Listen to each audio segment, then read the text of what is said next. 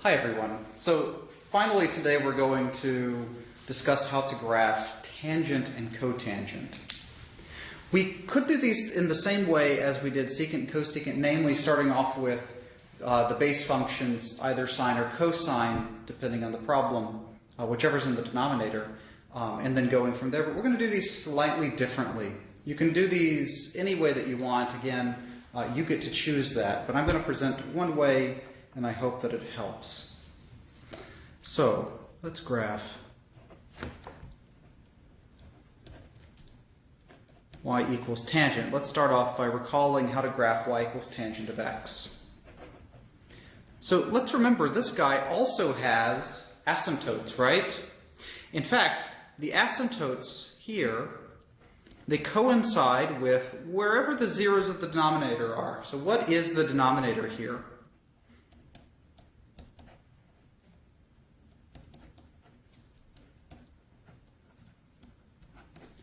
The asymptotes coincide with the zeros of, well, it's sine over cosine, right?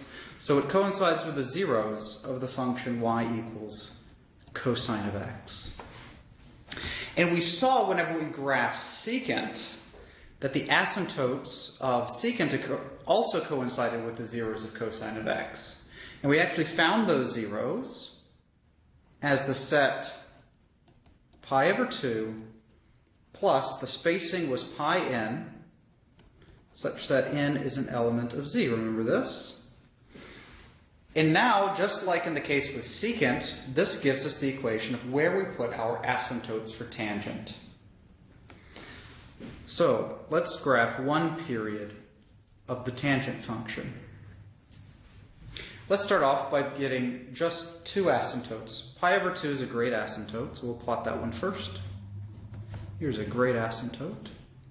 Sorry, my vertical line's pretty bad there. And the next one that we want to plot is actually pi over 2 minus pi. N is -1, which is an integer. That's okay. If n is -1, pi over 2 minus pi is negative pi over 2. This is typically how we begin by graphing tangent. All right, so just like we did with sines and cosines and every other function, let's use 5 points, as we've always done now, 5 points. The spacing, as always, is going to be the period divided by 4. What's the period of tangent? The period of tangent, as we recall from the course, is just pi. So the spacing here is actually pi over 4. So two of our points are already sketched at negative pi over 2 and pi over 2. Let's plot the other ones. This guy is negative pi over 2 plus pi over 4 is negative pi over 4. The next one is negative pi over 4 plus pi over 4, which is 0. The next one is 0 plus pi over 4, which is pi over 4. The next one is pi over 4 plus pi over 4, which is pi over 2. So this works, right? All right, so now let's fill in our graph. Well, remember that the center of tangent is actually at the origin here. Why? What is tangent of 0? So one of our important points is 0. What is tangent of 0? Well, it's sine of 0 over cosine of 0, which is 0. 0 divided by 1 is 0. Now, what is tangent of pi over 4? That's just 1. And what's tangent of negative pi over 4? That's -1. And just by plotting these points, we can go ahead and put in the shape of our tangent function. What's really important here is that the amplitude of the tangent function in this case, what's the amplitude? Is just 1, right? That coefficient's 1. That is shown in the distance here from our center line, which is still at y equals 0, the distance from the center line to each of these points. So the distance from the center line up to 1 and the distance from center line down to -1. That's our amplitude, similar to what we saw in sine and cosine. All right, so let's do an example. We're going to use this as our base function, and we're going to do a nice example with tangent.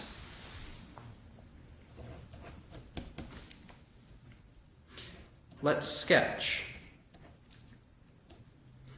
y equals to the tangent of 2x plus pi over 2 plus 1.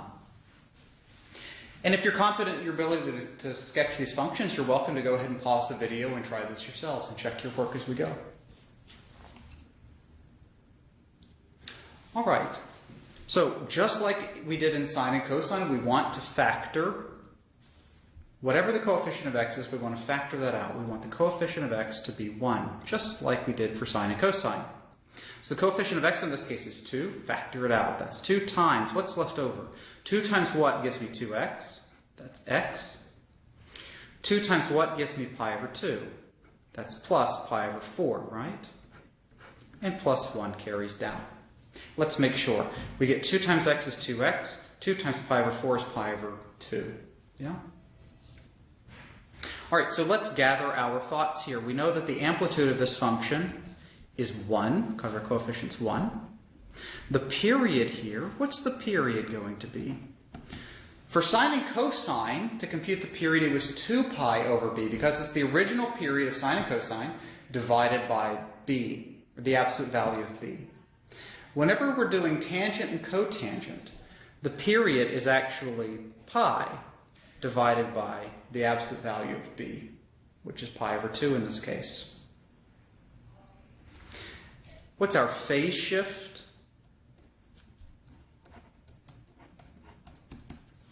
We've moved to the left by pi over 4. Oops. And what's our vertical shift? We've moved it up by 1. And because we know that we need to go ahead and get this, let's go ahead and calculate the spacing of our points so that we can get our 5 important points. The spacing is the period of this graph divided by 4, right? So this is going to be pi over 4 divided... sorry about that. It's pi over 2 divided by 4, which is pi over 8. Okay, so let's see how to graph this function.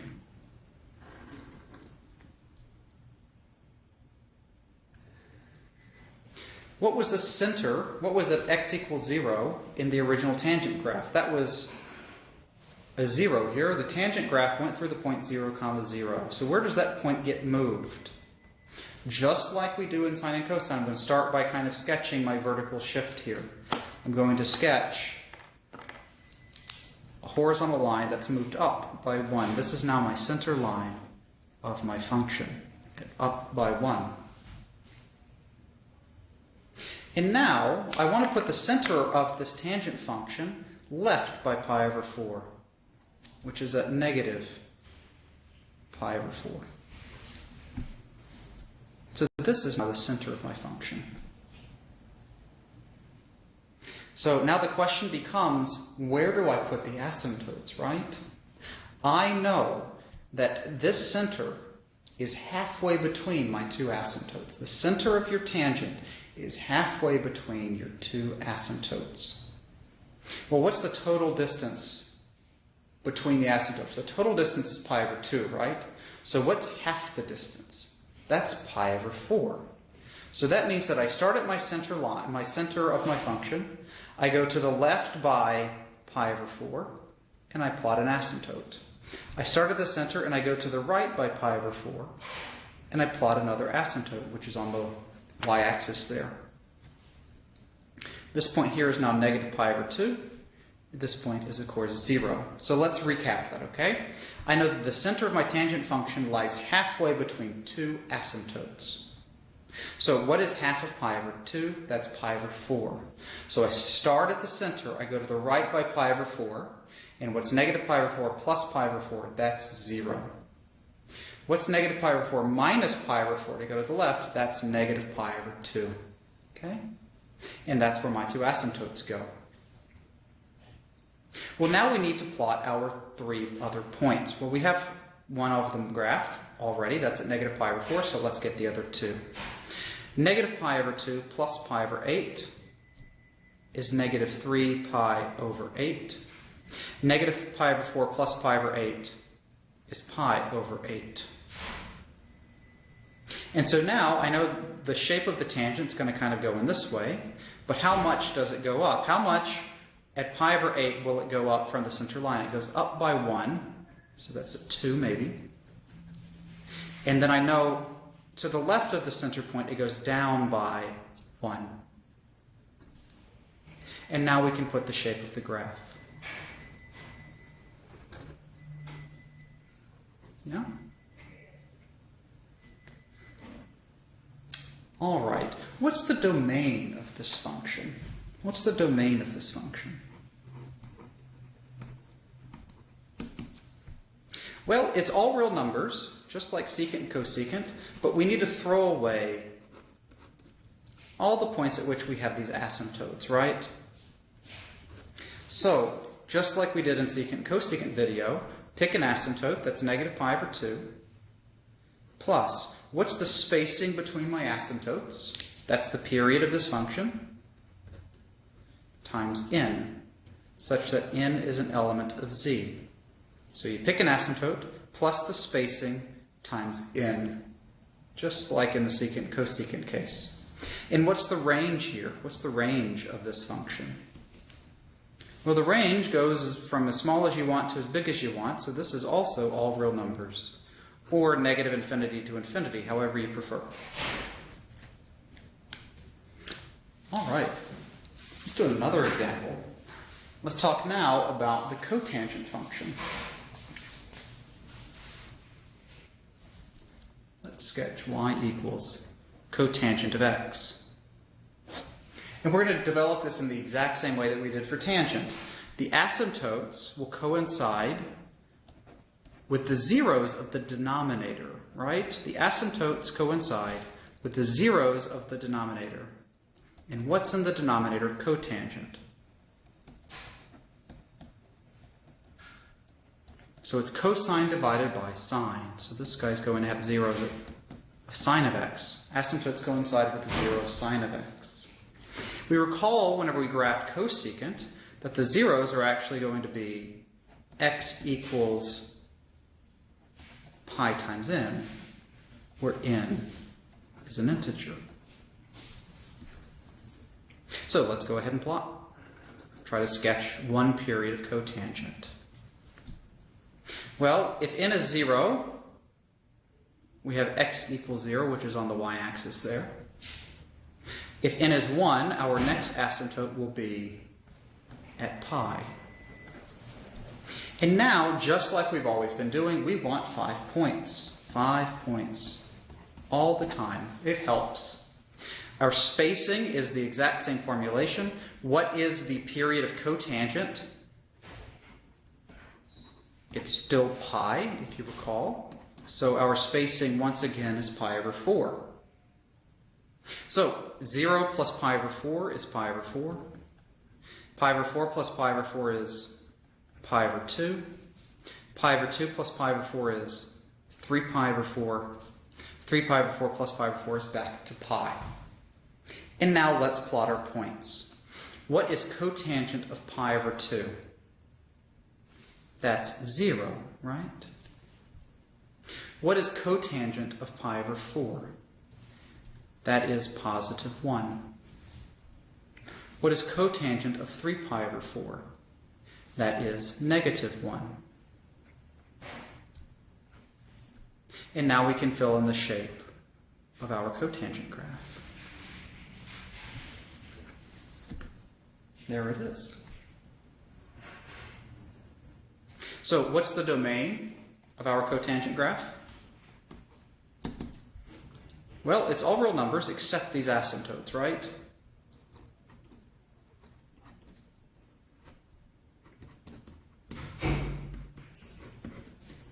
And what's the range? It goes from as negative infinity all the way up to positive infinity. Any number you want can be hit by the cotangent function. All right. Let's do an example.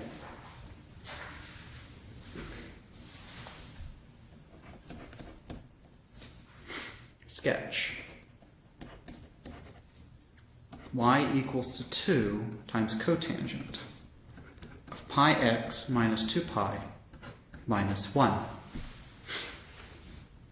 Sorry about my sniffles.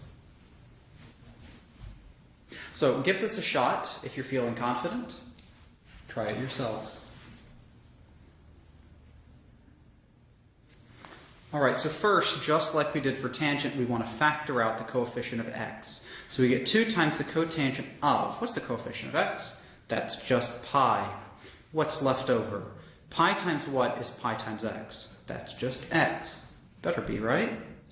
Pi times what gives me negative 2 pi? That's negative 2. All right, so let's list our features. What's the amplitude here? Amplitude's 2. What's the period now? Well, remember, it's the period of cotangent, which is pi, divided by b, which is pi. So what do you get? You get 1. That's kind of nice. What is the phase shift? To the right by 2. And what's my vertical shift? We've gone down by 1. And we haven't done any flips. Let me write this down, even though we haven't done any. None. No flips. And let's try to piece this together. I'm going to start by drawing an axis. Okay. In my cotangent graph, what was happening at x equals 0? We had an asymptote, didn't we? So we're not going to be shifting around a point in this problem. We're actually going to first shift our asymptote, which is a little strange. But the process is exactly the same. We first sketch the vertical shift, which is down by 1. So I'm going to draw a nice horizontal line at y equals negative 1 there, just like we did. My phase shift is now to the right by 2. And what have I now shifted to 2? That asymptote, that vertical asymptote for cotangent, has been shifted to the right by 2. How far do I need to travel to get the next asymptote? I need to travel 1 more unit to the right to get my next asymptote. Yeah? And now we're in business. I need my 5 points, right? 5 points. How do I get my 5 points? The spacing, always, always, always, period divided by 4. What's my period here? It's 1, so it's just 1/4. So we have a good point here at 2. What's the next point? 2 plus 1/4 is 9/4. 9/4 plus 1/4 is 10/4. 10/4 plus 1/4 is 11/4. Oops, that's not right. Not pi. And 11/4 plus 1/4 is 12/4, which is back to 3. All right, so now, where do I plot the point halfway between my asymptotes? That always lives on this center line, right? You always plot your point halfway between your asymptotes on your center line. Here it is. To the point to the left, I know it's going to go up, but up by how much? Up by 2. So you start at the center line, and you go up 1, 2. So we're going to plot this at y equals 1. So once again, the point to the left of the center line, I know it needs to go up based on the shape of cotangent, right? I know what it has to look like. So it goes up by the amplitude, which is 1, 2. To the right of the center point, I know cotangent's going to go down. Down by how much? Down by the amplitude, right? So it's going to go down from negative 1 and step 2 units down. 1, 2, down to negative 3. And now we can plot my cotangent function. Something like that. And that is 1 period. 1 period of cotangent. What's the domain of this function?